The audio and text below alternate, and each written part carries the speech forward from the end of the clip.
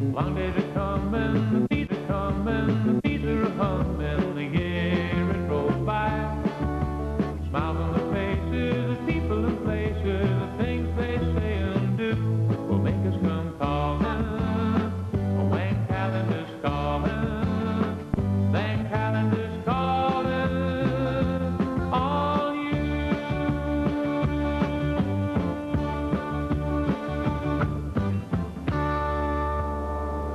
Well, Marilyn there getting the programme off to a racing start tonight, and that's quite a progress. We are at the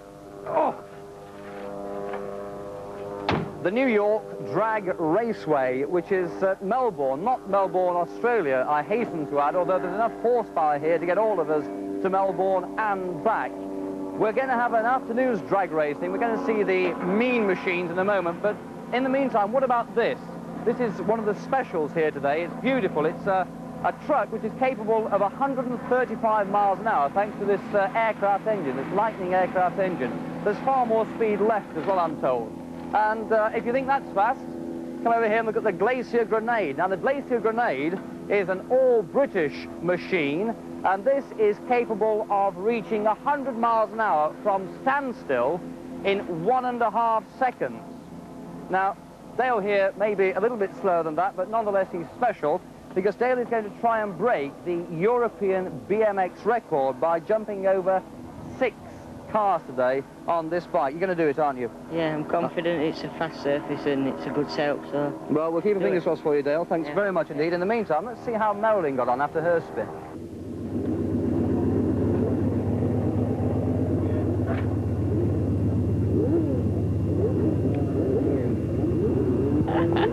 Hello, Jean. No, I'm not really a secret drag racer. When you weren't looking, we swapped seats. An ace driver here, Jean Tidswell, took over the wheel and went hurtling down the drag there at what, 130 miles an hour? 133. 133 miles an hour. I honestly wouldn't dare to do it. Well, when she's not drag racing, Jean is a video sales rep from Cottingley near Bingley. She's 36, she has 2 children, and she's now one of the top women drag racers in this country. But what first brought you into this, Jean? Well, about 6 years ago, we went down to Santa Pod near Northampton, and we liked what we saw. We decided we'd take part in it. Did you decide to drive straight away, or did your husband? Well, we had a bit of a few arguments about that, so we took it in turns originally with the first car that we built, and then I was a bit quicker, and the reactions were a bit sharper than his, so we decided a new car, and just me to drive it, and he'd do the mechanics. This is a, what, 1923 replica Model T Ford? Yes. Yes, I must confess I wouldn't dare to go down at those sort of speeds. What is the top speed you've ever done? 144 over the quarter mile. Right, well, as we said, you are one of the top drivers now. It's obviously a big competition today. How are you hoping to get on? Well, fingers crossed we should do okay. We'll be following Jean's progress throughout the day, of course. In the meantime, we're looking at some preliminaries with the race director, Graham Beckwith. Now, Graham, that's not what I'd call, that purple thing isn't what I'd call a dragster. And why? Why is he doing that? Well, that, Alan, is to warm up the tyres so that they're good and clean and sticky and really stick to the strip. So Dave Grady there with his beautiful Ford pickup truck can lay down all the power his engine's producing onto the strip. So, I mean, you literally lay a strip of rubber down there, the rubber off your own tyres. That's right. That is the general idea. I'm glad he doesn't deliver my milk. I'll probably get it earlier, mind you. If you watch the way the tyres at the back wrinkle as the wheels go around, those are special tyres designed for drag racing. They're called wrinkle walls, and the idea is, before the actual start, you can wind the wheel up inside the tyre so that you get a catapult effect as you leave the line. Wild Wedge car is, in fact, driven by Paul Hartley, who's a painter and decorator from Leeds. In fact, the old Ford Anglia, Alan, has over 7 litres of Chevrolet engine in it. Good grief. So it's more than a match for the big Yank job here, then? I don't know. We'll see. I would hedge my bets on that, Paul. Right, let's have a look at them.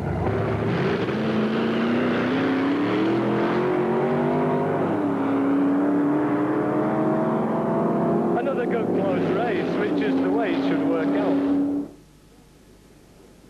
Well, they're certainly not like any cars I'm used to.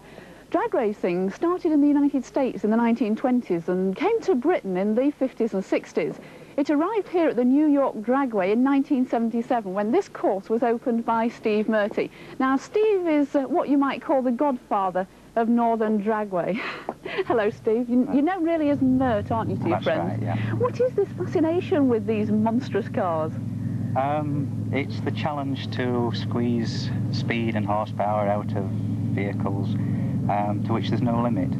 There's a bit more to it than that, though. I mean, you're really creating a wolf in sheep's clothing, aren't you? Well, in a lot of cases, yes. You like to fool people. That's right. That's a lot of the novelty. Well, let's take a look at some of these cars. This one here, this first one, what class is that? Well, it's street legal. Which means what?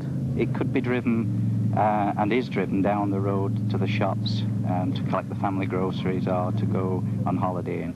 So it looks a bit unusual, but it can actually go on the road? Oh, yes, but it's very highly modified underneath, but it's still street legal. How much does all this cost, something like that, for instance, to modify? I would think there's about £5,000 worth of modifications on that particular vehicle. Oh, my goodness. And what about the one behind you, which is a class up, really, isn't it? Yes, this is one step further.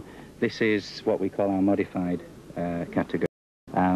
This is not street legal any longer. The modifications have taken it beyond what would be allowed on the road in the pursuit of speed and power. So about how much would that one cost to modify? Oh, I would think there's £10,000 worth of modifications under the bonnet there, yes, and yet it's quite an ordinary sort of American chassis, that, isn't it?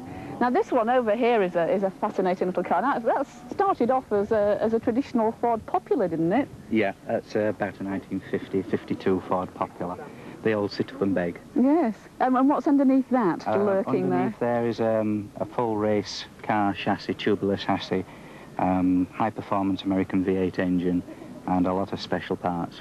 My goodness, and about how much would that one have cost whoever... £12,000-15,000, I would think. It's an expensive business, this, isn't it? I mean, presumably something's got to go, hasn't it, to do this sort of sport? Well, people usually say give up the annual holiday or something of that kind each year. And but you consider it worth it? This looks an amazing thing. What's this one? Well, this is the ultimate of the modifications, really, that one can go to. What do you call it? What can I say? Everything possible has been done to this vehicle. Really? And by that, what do you mean? I mean, how much... fiberglass replica body to look something like an original Fiat car, which it started out. Something like? Tube race car chassis, all the best parts that money can buy. It certainly seems to be bristling. Now, the chap who owns this, how much would he have spent on it then? Well, probably 20,000, something of that Good grief, nature. over what sort of period? Well, over 10 years. It's something that people get hooked on, and then they just work away over the years. Years go by and money goes into the vehicles. Yes, this is your hobby and your passion. That's right.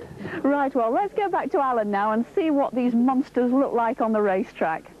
We'll see Mert a little later on. Now, in the meantime, we're going to try and explain a little bit about what's happening here. So, Graham, the cars race in pairs. Yes. Down a straight quarter mile. Right.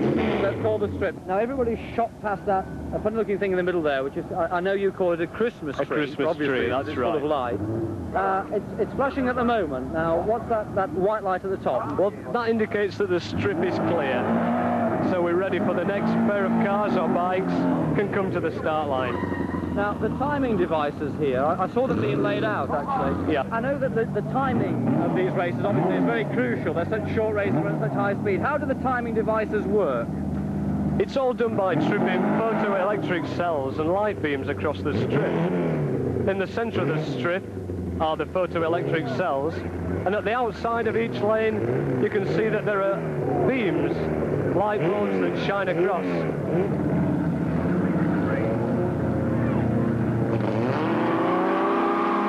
Too noisy, isn't it? Oh.